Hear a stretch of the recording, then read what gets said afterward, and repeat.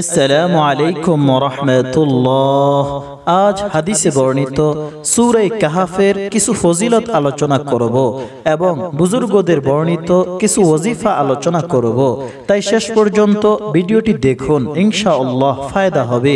হযরত বারা ইবনে সাবিত রাদিয়াল্লাহু তাআলা আনহু থেকে বর্ণিত, রাসূল সাল্লাল্লাহু আলাইহি ওয়াসাল্লাম বলেন, সূরা কাহাফ পড়ো, কেননা এটি সকিনা অর্থাৎ এর দ্বারা শান্তি পাওয়া যায়। হযরত আবু দারদা রাদিয়াল্লাহু তাআলা আনহু থেকে বর্ণিত, রাসূল সাল্লাল্লাহু আলাইহি ওয়াসাল্লাম বলেন, যে ব্যক্তি সূরা কাহাফের প্রথম 10 আয়াত তেলাওয়াত করবে সে দাজ্জালের ফিতনা থেকে সর্বদা নিরাপদে থাকবে। যদি পারেন সূরা কাহাফের প্রথম 10 আয়াত মুখস্থ করে নিন। ভিডিও শেষে আমি সূরা কাহাফের প্রথম 10 আয়াত তেলাওয়াত করে শোনাবো। তেলাওয়াত শুনে শুনে যাতে মুখস্থ করে নিতে পারেন। হযরত আবু দারদা থেকে আরেকটি বর্ণনা এসেছে, রাসূল সাল্লাল্লাহু আলাইহি ওয়াসাল্লাম বলেন, যে ব্যক্তি সূরা কাহাফের প্রথম 3 আয়াত ইয়াদ করে নেবে সে দাজ্জালের ফিতনা থেকে নিরাপদে থাকবে। হযরত আবু দারদা থেকে আরেকটি বর্ণনা এসেছে, রাসূল সাল্লাল্লাহু আলাইহি ওয়াসাল্লাম বলেন, যে ব্যক্তি সূরা কাহাফের শেষ 10 আয়াত পড়বে সে সর্বদা দাজ্জালের ফিতনা থেকে নিরাপদে থাকবে। আবু দাউদ শরীফের একটি বর্ণনা এসেছে, মুআজ ইবনে আনাস রাদিয়াল্লাহু তাআলা আনহু থেকে বর্ণিত, রাসূল সাল্লাল্লাহু আলাইহি ওয়াসাল্লাম বলেন, যে ব্যক্তি সম্পূর্ণ সূরা কাহাফ তেলাওয়াত করবে তার জন্য আসমান এবং জমিনের মধ্যখানে নূর হবে। হযরত ইমাম হুসাইন রাদিয়াল্লাহু তাআলা আনহু থেকে বর্ণিত, যে ব্যক্তি জুমার দিন সূরা কাহাফ তেলাওয়াত করবে সে পুরা সপ্তাহ সর্বপ্রকার ফিতনা থেকে নিরাপদে থাকবে এবং যদি দাজ্জাল বের হয়ে যায় তার ফিতনা থেকেও নিরাপদে থাকবে।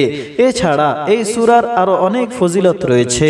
বুজুর্গানে কেরাম এই সূরার কিছু ওয়াজিফা বর্ণনা করেন, যেমন ঋণ থেকে মুক্তির জন্য, দুশমনের মুখ বন্ধ করার জন্য, দারিদ্রতা দূর করার জন্য, জালেম থেকে মুক্তির জন্য, গর্ভের সন্তানের নিরাপত্তার জন্য। এক আল্লাহওয়ালা বুজুর্গ বলেন, ঋণ থেকে মুক্তির জন্য জুমার নামাজের পরে মসজিদে বসে এই সূরাটি একবার ইখলাসের সাথে পড়ে অতঃপর সিজদায় গিয়ে ঋণ মুক্তির জন্য আল্লাহর নিকট দোয়া করলে ইনশাআল্লাহ দোয়া কবুল হবে। যতদিন পর্যন্ত ঋণ থেকে মুক্তির কোনো ব্যবস্থা না হবে ততদিন পর্যন্ত প্রতি জুমায় এভাবে পড়তে থাকুন, ইনশাআল্লাহ ঋণ থেকে মুক্তি পাবেন। গর্ভের সন্তানের নিরাপত্তার জন্য মহিলারা এভাবে আমলটি করবেন। 40 দিন লাগাতার ফজরের নামাজের পরে এই সূরাটি তেলাওয়াত করুন, ইনশাআল্লাহ গর্ভের সন্তান নিরাপদে থাকবে। যদি কেউ দারিদ্রতার শিকার হয়, অভাব অনটনে পতিত হন, কামাই রোজগারের কোনো ব্যবস্থা হচ্ছে না, তাহলে সে 11 দিন এই আমলটি করবেন।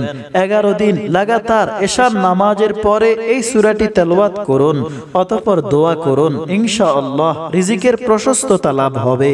যদি কোনো পুরুষ অথবা মহিলা প্রতি মাসে একবার এই সূরাটি পড়ে পানিতে ফুঁক দিয়ে নিজের ঘরের ছাদের 4 কোণায় পানির ছিটা দেয় তাহলে সেই ঘরে জাদুটনা, জিনভূত এবং শয়তানের খারাপি থেকে নিরাপদে থাকবে। মোট কথা, এই সূরাটির তেলাওয়াতের অনেক অনেক উপকারিতা রয়েছে। আপনার মনের যে ইচ্ছা সেটি খেয়াল করে এই সূরাটি তেলাওয়াত করুন, তাহলে ইনশাআল্লাহ আল্লাহ তাআলা তিনার দয়ায় আপনার সে আশা পূরণ করবে। আল্লাহ তাআলাকে সন্তুষ্ট করার জন্য প্রতিদিন এই সূরাটি একবার তেলাওয়াত করলে ঈমানের শক্তি বৃদ্ধি পাবে এবং অন্তর নূরে নূরান্বিত হবে। বিসমিল্লাহির রাহমানির রহিম। আলহামদুলিল্লাহিল্লাযী আনজালা আলা আবদিহিল কিতাবা ওয়া লাম ইয়াজআল লাহু ইওয়াজা কাইয়িমান লিয়ুনযিরা বা'সান শাদীদান মিন লাদুনহু ওয়া ইউবাশশিরাল মুমিনিনা আল্লাযীনা ইয়া'মালুনাস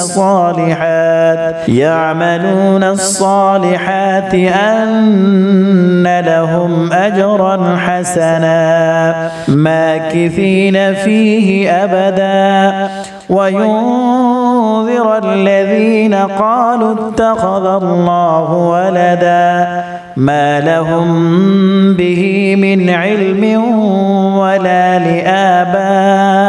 لآبائهم كبرت كلمة تخرج من أفواههم إن يقولون إلا كذبا فلعلك باخع نفسك على آثارهم إن لم يؤمنوا بهذا الحديث أسفا إنا جعلنا ما على الأرض زينة لها لنبلوهم أيهم أحسن عملا وإنا لجاعلون ما عليها صعيدا جرزا أم حسبت أن أصحاب الكهف والرقيم كانوا من آياتنا عجبا إذ أوى الفتية إلى الكهف فقالوا ربنا آتنا من لدنك رحمة وهيئ لنا من أمرنا رشدا.